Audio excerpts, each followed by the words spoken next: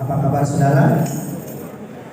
Ya, luar biasa, selamat pagi buat kita semua. Oleh pertolongan Tuhan, oleh anugerah Tuhan, kita masih ada sampai saat ini beribadah kepada Tuhan. Puji Tuhan.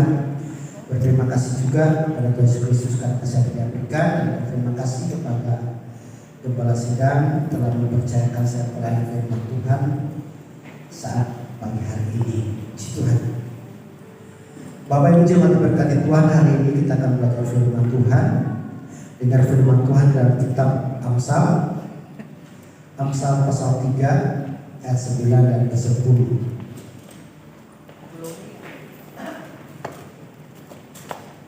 Ya, Amsal pasal 3 ayat 9 10 ya. Sudah dapat? Muliakan Tuhan dengan hartamu dan dengan hasil pertama dari segala penghasilanmu. Ayat 10, maka lumbung-lumbungmu akan diisi penuh sampai melimpah-limpah, dan bejanamu pemerahan akan meluap dengan air buah anggur. Puji Tuhan. Bapak Ibu jemaat berkati Tuhan, judul khotbah saat pagi hari akan berjudul hidup yang diberkati Tuhan. Bapak Ibu jemaat diberkati Tuhan, kenapa saya mengangkat tema ini dan kenapa ayat ini kita akan dengar bersama? Ya, kita akan pelajari bersama, tentunya punya tujuan di dalam kehidupan kita. Ya, salah satu hal saudara, selalu saya mengawali bahwa timbulkan suatu pertanyaan di dalam kehidupan kita. Kenapa ayat itu saya dan saudara bisa dengar? Ya, kenapa saudara? Karena tentunya kalau menjelang di akhir zaman, kata firman Tuhan, akan terjadi masa yang sukar, kasih itu akan semakin tawar. Sehingga kadang-kadang saudara, di dalam kita mencari Tuhan, hanya kita cari berkatnya, bukan cari Tuhannya yang punya berkat itu. Sehingga ketika kita datang setia sama Tuhan, terus kita melihat dalam setiap segi usaha kita, maka rumah tangga kita sepertinya biasa-biasa saja, dan kita akan mengatakan, wah, saya mau setia sama Tuhan, saya tidak pernah merasakan berkat seperti orang-orang yang saya lihat. Ya, kenapa saudara? Karena motivasi manusia untuk hidup di dalam dunia ini macam-macam. Ya, berbeda-beda motivasinya. Mau cari Tuhan, mengikut Tuhan itu berbeda-beda motivasinya. Bahkan pun di dalam pelayanan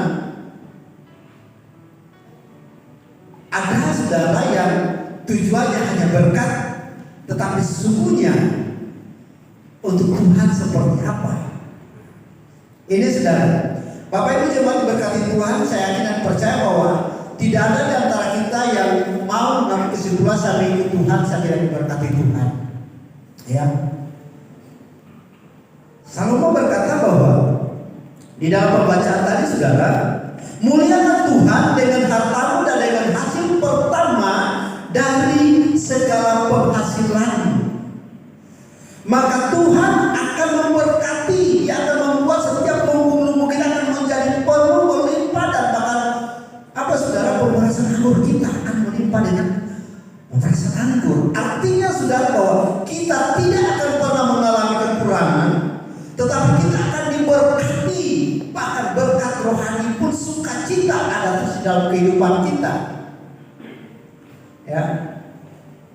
Tetapi bagaimana caranya supaya kita akan bisa mendapat meraih berkat-berkat itu?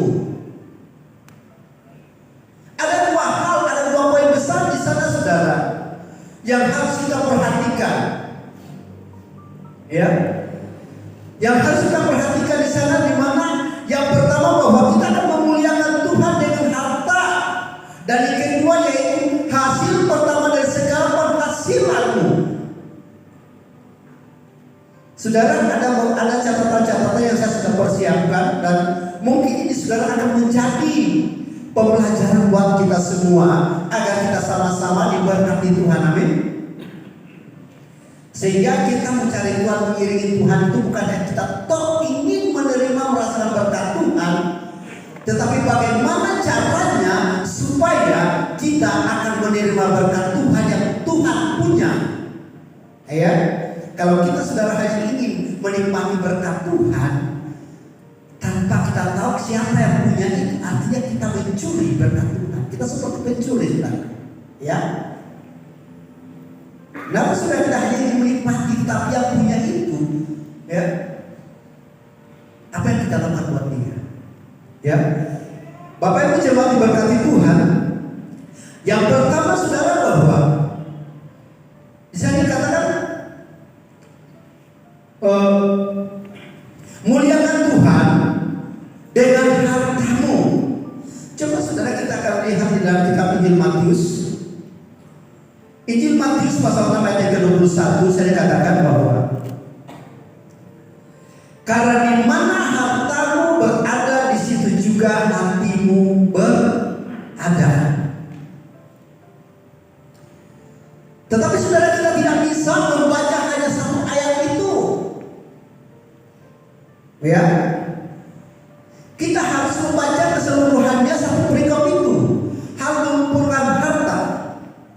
Bagaimana caranya supaya kita akan diberkati Tuhan ketika kita memahami benar bahwa harta yang sebenarnya apa yang kita persembahkan buat Tuhan. Ya, ayat 19, janganlah kamu mengumpulkan harta di bumi ngengat dan karat merusakkannya, dan pencuri membongkar serta mencurinya, tetapi kumpulkanlah bagimu harta di surga ngengat dan karat tidak merusakkannya, dan pencuri tidak membongkar serta mencurinya. Di situ saudara harus ada sesuatu yang kita perhatikan, kalimat di sana di dalam ayat yang ke-20. Ya, kapan kita pergi taruh harta kita di surga? Sudah ada kan yang di sini sudah pernah pergi ke surga? Di mana hartamu berada, di situ hatimu berada. Pernah tidak di antara kita sudah pernah pergi ke surga? Taruh harta kita di sana. Halo? Mau diberkati Tuhan? Baca terus ayat selanjutnya.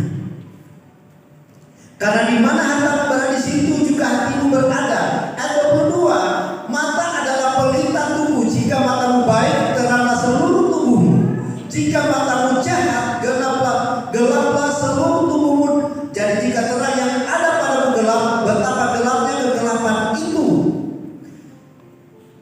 Tak seorang pun dapat mengabdi kepada dua tuan, karena jika demikian ia akan membenci yang seorang dan mengasihi yang lain, atau ia akan setia kepada yang seorang dan tidak mengindahkan yang lain. Kamu tidak dapat mengabdi kepada Allah dan kepada Mammon.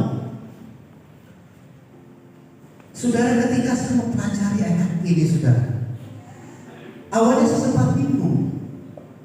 Ya, kenapa saudara? Karena di sana katakan kumpul harta di surga. Dan ketika saudara saya mencari ayat referensi yang lain, ya, di dalam Lukas pasal 12 ayat 33-34 saya katakan, jualah segala milikmu dan berikanlah sedekah, buatlah pundi-pundi yang tidak dapat menjadi tua, suatu harta di surga yang tidak akan habis, yang tidak dapat didekati pencuri, yang tidak dirusakkan dengan, karena di mana hartamu berada, di situ juga hatimu berada. Tolong garis bawahi sedekah. Siapa yang layak menerima? Ternyata saudara, ketika saya mempelajari, ya, bagian yang pertama harta ini, sudah ternyata, ya, bahwa muliakanlah Tuhan dengan hartamu, yaitu cara hidupmu yang peduli dengan sesama. Artinya perbuatanmu, ya, saudara, harta yang paling berharga dalam kehidupan kita adalah kesehatan kita.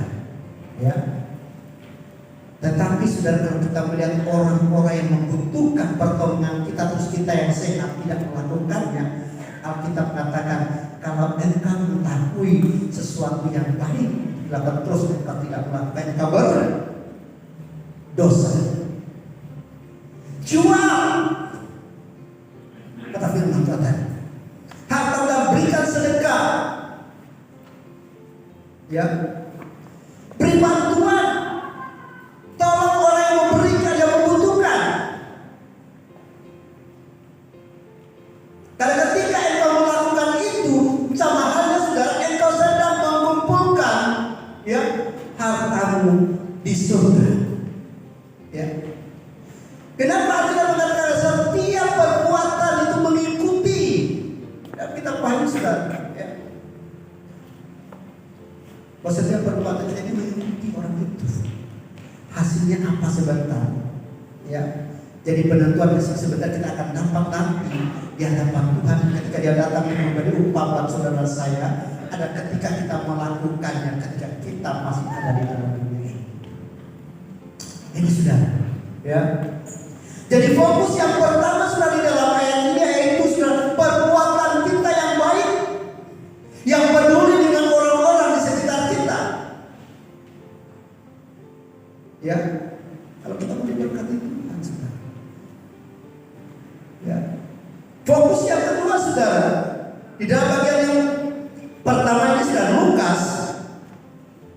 Lukas pasal 16 ayat 13 dikatakan bahwa seorang hamba tidak dapat mengabdi kepada dua tuan, karena jika demikian ia akan membenci yang seorang dan mengasihi yang lain, atau ia akan setia kepada yang seorang dan tidak memindahkan yang lain. Kamu tidak dapat mengabdi kepada Allah dan kepada Mammon. Saudara, garis bawahi, kita garis bawahi di sana saudara adalah kata mengabdi. Apa sih mengabdi itu? Ya, saudara, mengabdi saudara adalah menghambakan diri, ya. Dan di sini saudara bukan menghambakan diri kepada harta dunia, kepada Mammon, tetapi kepada Tuhan, ya. Jadilah seorang hamba Tuhan, ya. Kita semua adalah hamba Tuhan yang siap melayani Tuhan, ya. Ini saudara, yang benar mengabdikan diri kita, yang mengucapkan janji setia kita kepada Tuhan, itu sudah terjadi. Fokus yang kedua yaitu saudara, bahwa hidup kita menjadi seorang pelayan yang setia di hadapan Tuhan. Itu di bagian yang pertama, ayo saudara, ya. Kita katakan bahwa jerih payah kita tidak sia-sia, persekutuan kita sia-sia. Karena itu Bapak Ibu jemaat yang diberkati Tuhan pagi hari ini, ya, Alkitab mengajak kita bahwa saudara, mari kita peduli dengan setiap perbuatan-perbuatan kita yang menyenangkan Tuhan. Dan mari hidup kita ini lebih baik lagi di hadapan Tuhan sebagai seorang hamba yang siap melayani Tuhan, yang mengerjakan setiap perintah Tuhan. Maka saudara, kita akan terus diberkati seperti di ayat ke-10 tadi, saudara. Ya, ayat 10 saudara, kita di dalam kitab saudara Amsal yang dikatakan bahwa maka lumbung-lumbungmu akan diisi penuh sampai melimpah-limpah, ya. Dan bejana pemerahanmu akan meluap dengan air buah anggurnya. Artinya sudah kita tidak akan pernah mengalami kekurangan. Kita akan tetap memberkati ketika kita diberkati Tuhan, ya. Ini sudah. Jadi kita harus paham, ya. Bagian yang kedua, saudara, bisa dikatakan bahwa muliakan Tuhan dengan hartamu dan dengan hasil pertama dari segala penghasilan. Bapak Ibu jemaat diberkati Tuhan, Saya mau katakan kepada kita semua, ya, mudah-mudahan ketika saya saudara menguraikan ayat ini, tidak ada saudara yang menjadi kecewa. Kenapa saudara? Nanti kita akan lihat, ya. Hasil pertama dari segala hasil pekerjaanmu, ya. Bapak Ibu yang diberkati Tuhan, di dalam kitab 2 Tawanik pasal 31 saudara ayat 5, saya dikatakan bahwa segera setelah perintah yang tersiar, orang Israel membawa dalam jumlah yang besar hasil pertama daripada gandum, anggur, minyak, madu, dan segala macam hasil bumi. Mereka membawa juga persembahan persepuluhan dari segala sesuatu dalam jumlah yang besar. Orang Israel dan orang Yahudi yang tinggal di kota Yehuda juga membawa persembahan persepuluhan yang terdiri dari lembu sapi dan kambing domba, dan persembahan persepuluhan yang terdiri dari persembahan kudus yang telah dikuduskan bagi Tuhan Allah mereka semua, yang diletakkan mereka bertimbun-timbun. Mereka mulai membuat timbunan itu pada bulan yang ketiga dan mereka selesai pada bulan yang ketujuh. Saudara baca satu perikop itu, ya, maka saudara kita akan pahami, sehingga saudara tidak ada kalimat-kalimat yang mengatakan nanti pendetanya kaya.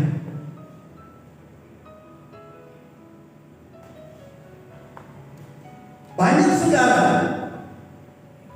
ya, umat Tuhan tidak paham akan hal ini. Padahal kalau saudara memperhatikan perikop ayat ini, di dalam kitab Hizkia mengatur sumbangan untuk para imam dan orang Lewi. Nanti saudara sebentar juga akan menyusul siapa-siapa yang akan menerima berkat hasil pertama itu dan persepuluhan, ya. Makanya sudah kita bersyukur di gereja ini ada sesuatu yang luar biasa. Kenapa saudara? Ya, secara tidak langsung kita sudah melakukan firman Tuhan. Para pelayan-pelayan ketika mereka habis selesai, ada berkat-berkat tersendiri, sekalipun mungkin sedikit. Itu sudah bukan aturan gereja, ya. Tetapi saudara mengambil contoh dari Alkitab. Jadi kalau masih ada jemaat yang pelit bawa sesuatu ke pastori, ke pendeta, bertobat, belajar ayat, ya. Hasil pertama itu apa? Sama enggak? Persepuluhan dengan hasil pertama.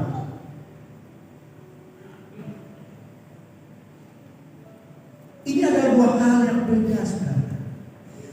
Hasil pertama adalah suatu hasil di mana engkau dapat lewat pekerjaan itu. Misalnya engkau berkebun, ya, maka hasil pertama ini sudah bukan seluruh hasil kebun itu kau bawa ke situ, ya. Tetapi mungkin ada seberkas berkas, seberkas bawa kepada imam, dan kita berdoa bersama-sama dengan imam karena bersuka cita karena engkau diberkati Tuhan. Ini saudara, apa yang kau dapatkan saudara, ya, tidak salah engkau bawa di pastori ke imam, enggak salah, ya. Demikian juga persepuluhan, tidak salah engkau bawa saudara di situ. Kenapa saudara-saudara memperhatikan ayat ini? Nanti sebentar juga akan lebih diperjelas dalam kitab Nehemia. Dan apakah ini sudah terjadi pada sama nanti di samanya Hizkia. Tidak, saudara. Saudara perhatikan di dalam kitab Imamat pasal 23. Dari sinilah sejarah, ya, umat Tuhan harus bawa sesuatu. Mereka keluar di bawah pimpinan Musa. Dan ketika mereka keluar, mereka sampai ke tanah perjanjian, saudara, ke tempat di mana Tuhan tentukan bagi mereka. Mereka melakukan sesuatu, mereka berhasil. Dan apa yang terjadi, saudara? Ya. Firman Tuhan kepada Musa, Imamat pasal 23 ayat 9 dan 10. Tuhan berfirman kepada Musa, berbicaralah kepada orang Israel dan katakan kepada mereka, apabila kamu sampai ke negeri yang akan diberikan kepadamu dan kamu menuai hasilnya, maka kamu harus membawa seberkas hasil pertama dari penuaianmu kepada imam. Dan imam itu harus menunjukkan berkas itu di hadapan Tuhan supaya Tuhan berkenan akan kamu. Imam harus menunjukkan pada hari sesudah Sabat itu. Ya, ini saudara. Jadi ketika para hamba Tuhan, para gembala kita, saudara, mengatakan itu, maka jangan ada lagi pemikiran di antara kita nanti. Ya, itu mungkin hanya bikin-bikinnya Pak Pendeta, gembala. Tidak, saudara, disuruh bawa, ya, supaya itu ditujukan kepada Tuhan ini loh. Engkau sudah memberkati umat Tuhan, maka engkau kata firman akan diberkati. Ya, jadi engkau sudah tidak bisa bekerja, tetapi mungkin ada masakan-masakan yang enak-enak di rumah, ya. Gak apa-apa, sudah tidak salah. Ya, ini sih. Ya, di kampung saudara, selama saya masih di sana dulu, setiap hari Minggu itu ada jemaat tanpa disuruh, karena mereka mengetahui hal ini. Ya, tanpa disuruh mereka datang bawa makanan di pastor. Adakah kita mau melakukan itu? Tantangan saudara, ya. Kita berkata, bagaimana saya mau kasih di sana, sedangkan saya hanya makan lure terus setiap hari, ya. Dan lain-lain. Pertanyaan, sudahkah kita melakukan firman Tuhan? Ya, ini saudara. Bahkan kalau saudara memperhatikan selanjutnya, sangat luar biasa saudara mengikut ini, ya. Hasil pertama dan persepuluhan, ya. Jadi Raja Hizkia mengatur sumbangan itu untuk para imam dan orang Lewi yang pada diistimewakan, ya. Dan kita Nehemia 12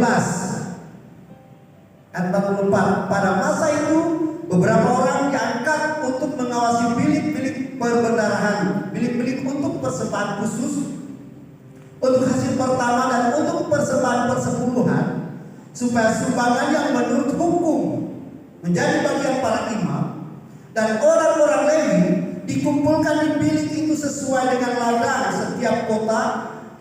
Sebab Yehuda bersuka cita karena para imam dan orang-orang Lewi yang bertugas.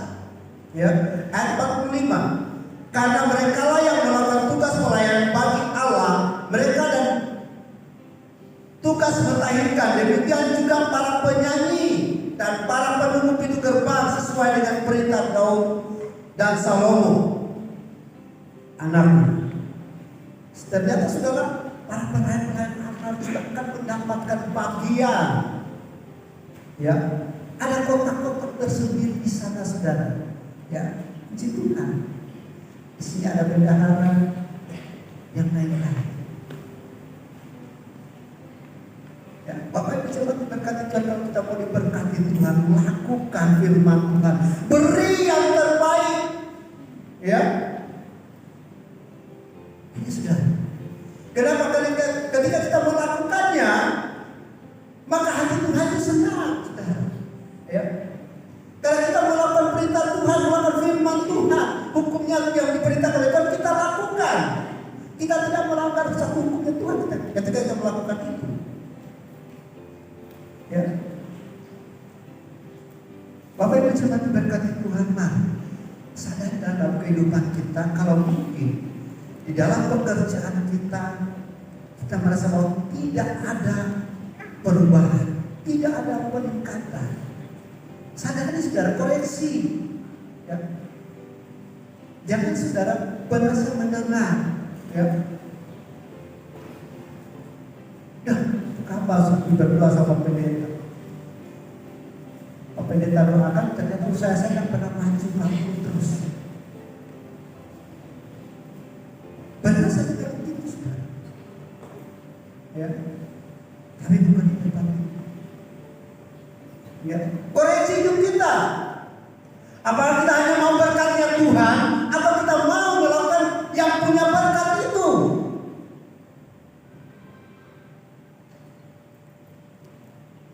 Ya. Bapak Ibu jemaat diberkati Tuhan.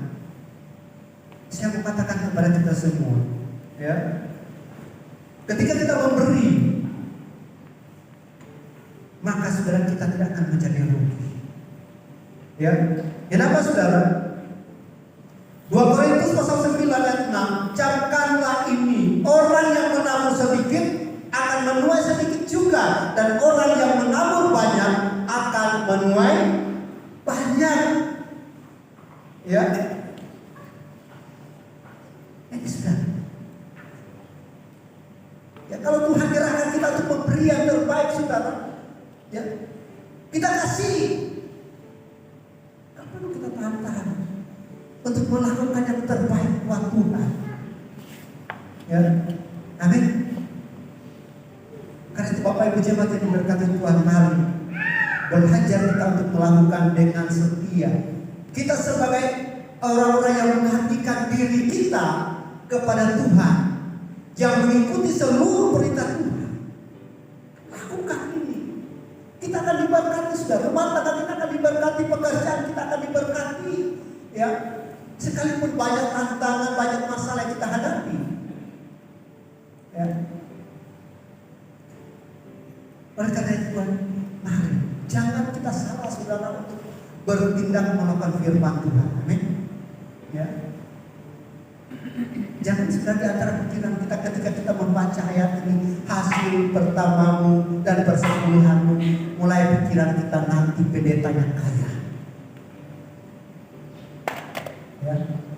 Ketika kita menahan itu berkat, maka engkau berada dalam posisi yang tidak diberkati Tuhan. Ya. Ini sudah. Malachi 3 ayat 10, ya. Bawalah apa saudara?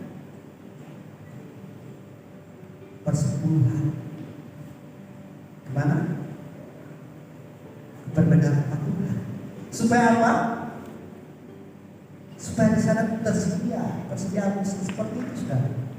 Tidak ada kekurangan. Ya. Tidak akan mengalami kekurangan. Tempat itu tidak akan mengalami kekurangan. Karena selalu ada. Selalu ada dan selalu ada. Gak ada lagi pelayan-pelayan kemana-mana. Karena mereka tahu, mereka berada di tempat itu. Karena mereka menerima upah yang menjadi haknya. Ya, ini sudah. Itu bukan saudara kerja. Tetapi bagaimana mereka bisa, para pelayan-pelayan ini, para pelayan-pelayan ini bisa menerima hak seperti itu? Kalau kita tidak memberi seperti yang diatur firman Tuhan. Beri yang seperti yang diatur firman Tuhan, maka semua kebutuhan, baik para imam, ya, para orang Lewi, ya, para Israel, para pelayan-pelayan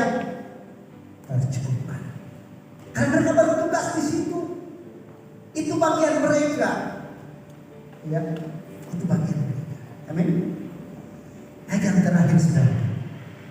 Kolose pasal 3 ayat 23. Apapun juga yang kamu perbuat, perbuatlah dengan segenap hatimu seperti untuk Tuhan dan bukan untuk manusia. Ya.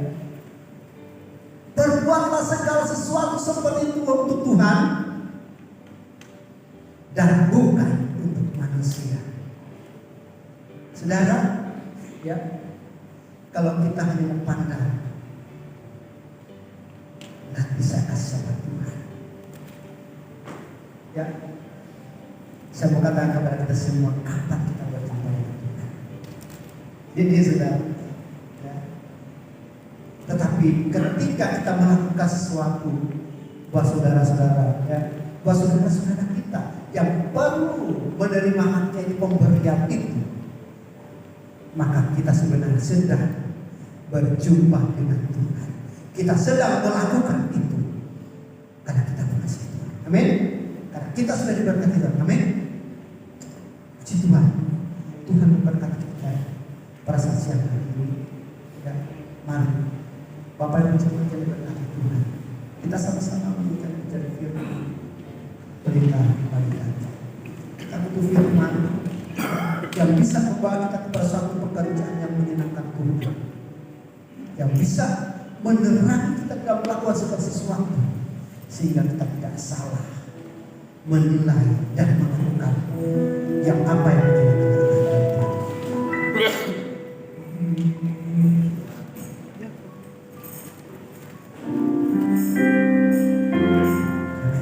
Saya ada sebuah bagi bagian yang menjadi